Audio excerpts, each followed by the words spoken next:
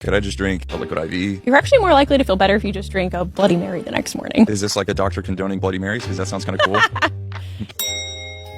So dehydration does play one role in why you don't feel well the next day after drinking. But another thing that actually plays potentially even a bigger role is what we call GABA rebound. So you have certain neurotransmitters in your brain that alcohol will bind to their receptors.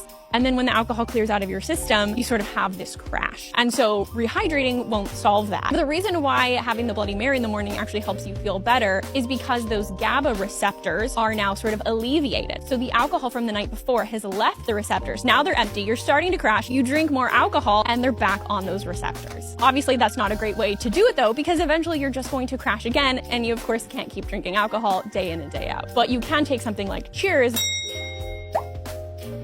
that has dihydromycetiine, which helps to blunt that crash because it binds to those same receptors. Is that kind of like how people might get like a sugar crash or like a coffee crash or things like that? Yeah, exactly. It's very similar to a caffeine crash. So when you drink caffeine, it binds to different receptors, adenosine receptors. And then when it wears off, it leaves those receptors. And then all of a sudden, all the adenosine can come and bind and then you crash. If you're a health conscious person and you drink alcohol, one of the most powerful things you can do is take Cheers. So that's why I recommend Cheers to my patients, because it has the cysteine and it has dihydromycetiine, which also helps with GABA rebound.